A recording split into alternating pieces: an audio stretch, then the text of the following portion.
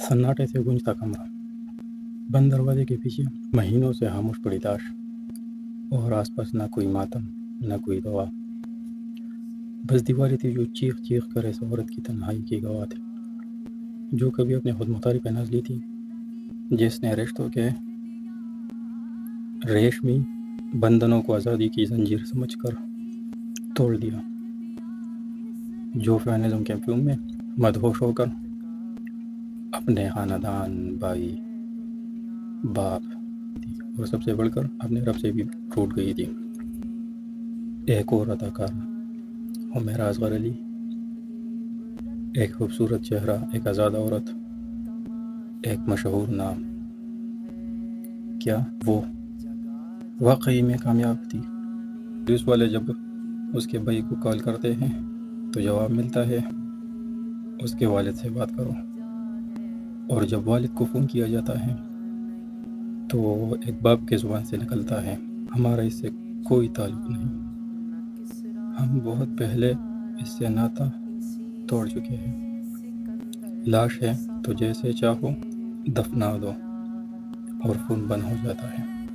मगर सवाल खुला रह जाता है, वो कौन सी ज़िंदगी थी जो बाप के दिल को इतना सख्त कर गई? वो कौन सा रास्ता था जो भाई की गैरत को खामोश करा गया? वो कौन सी सोच थी जिसने एक जीते जागते वजूद को महीनों लाश बनाकर सड़ने के लिए छोड़ दिया? ये महज एक वाक़या नहीं है, ये फेमिनिज़म की वो बयान तस्वीर है जो इश्तिहारात में खुशनुमा, तकारीर में मुतासर कुन और सोशल मीडिया पर इनकलाबी लगती है, मगर अंदर से खोखली, तन्हा और अंधेरे से लबरेज होते हैं। फेमिनिज़म का आगाज़ औरत के हुकूक से हुआ, मगर अंजाम इसकी तन्हाई पर हो रहा है। फेमिनिज़म ने औरत को माँ, बेटी, बहन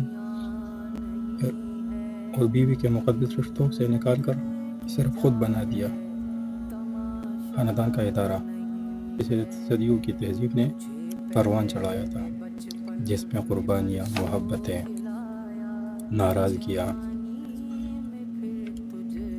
मान और रिश्तेदारों की हरारत मौजूद थी। इसे आज की औरत ने जंजीर समझ कर काट दिया, इन दरसगाहों को जला दिया जहाँ औरत को खानदान जोड़ने का वाहिद रास्ता माना जाता था।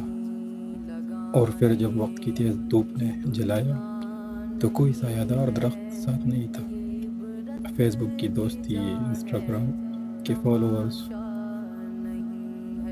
ट्विटर की आज़ादी के नारे, सब खामोश थे।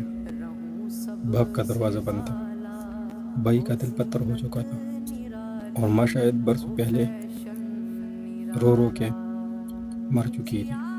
अजीब मुआशरा है अब ये भी, जहाँ अगर बेटी नाफरमान हो तो बाप सालिम कहलाता है, और अगर बाप लाताल्लुक़ हो जाए तो बेटी खुद मुख्तारी का जश्न मनाती है कि रिश्तों से जान छूटी।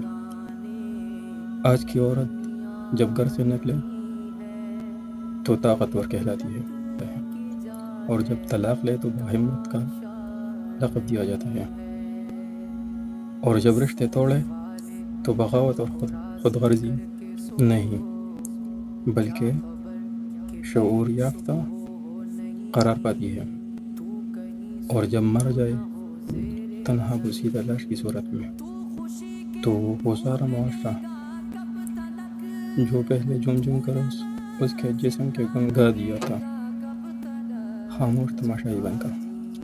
काश मेरा असगर में जाना होता। फेमिनिज़म तहफ़्फ़ुज़ नहीं, इश्तिहार है। काश वो समझ पाती कि बाप का डांट मोहब्बत की गूंज होती है, और भाई की गैरत इज़्ज़त का चादर होती है।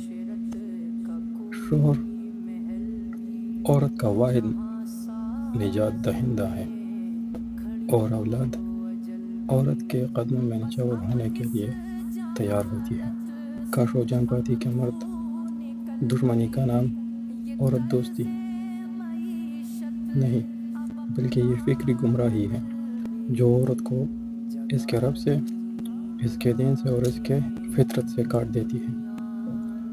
وہ ماں کا پیار، باپ کی شفقت، بھائی کی غیرت اور شوہر کی رفاقت کو کبھی بوجھ نہ سمجھے، ورنہ فیمنزم کے راہ میں جو منزل ہے وہ تنہائی، بے رخی اور بے گور و کفن لاش معراج پر چلی گئی۔